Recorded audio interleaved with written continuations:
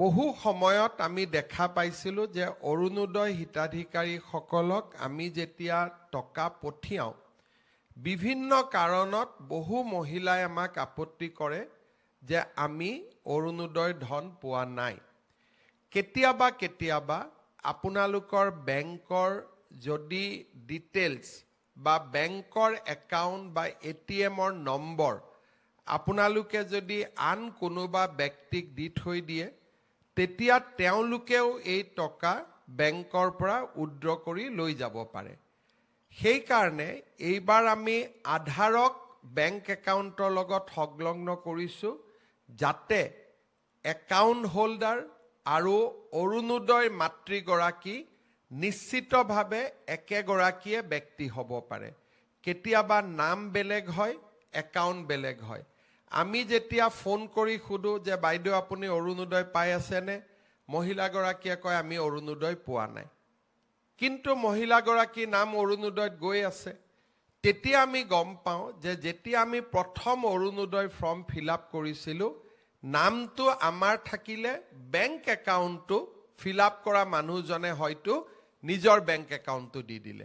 তেতিয়া আমি মাহত টকা দি আছোঁ, কিন্তু ক'ৰ তাত পাই আছে যে যিটো একাউণ্টৰ নম্বৰ দিছিলে তাত পাই আছে। লাহে লাহে আমি বেংক আৰু একাউণ্টৰ নাম আৰু মহিলাগৰাকীৰ নাম একে আছেনে নাই তাক পৰীক্ষা কৰা আৰম্ভ কৰিলোঁ। বহুবিলাক আমাৰ খেলি মেলি দূৰ হ'ল।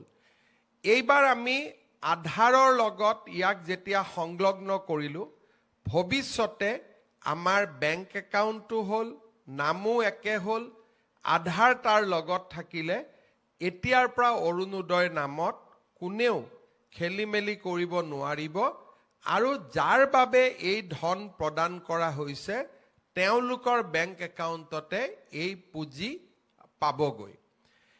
এইবাৰ যিহেতু আধাৰৰ লগত আমি বেংক একাউণ্ট সংলগ্ন কৰিছোঁ, কিছু মহিলাৰ আধাৰ সংলগ্নকৰণৰ প্ৰক্ৰিয়া এতিয়াও শেষ হোৱা নাই।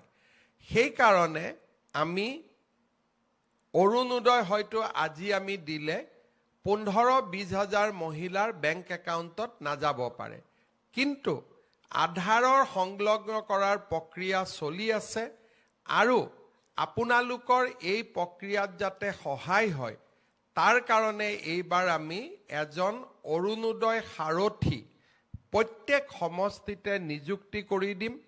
যেতিয়াই আপোনালোকে অৰুণোদয় কোনোবা মাহত কিবা কাৰণে নাপাব আপোনালোকে সেই অৰুণোদয় সাৰথীগৰাকীক সাক্ষাৎ কৰিব পাৰিব। তেওঁৰ নাম, মোবাইল নম্বৰ আমি গোটেইখিনি প্ৰচাৰ কৰি দিম আৰু তেওঁলোক আমাৰ সমষ্টিৰ ব্যক্তি হ'ব।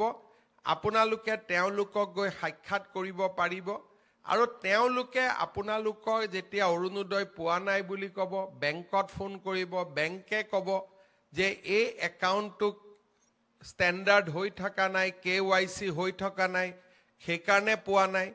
তেওঁ গৈ বেংকত সমস্যাটো সমাধান কৰি দিব। বোলে নহয় দিছপুৰৰ পৰাই আপোনালোকৰ টকাটো অহা নাই,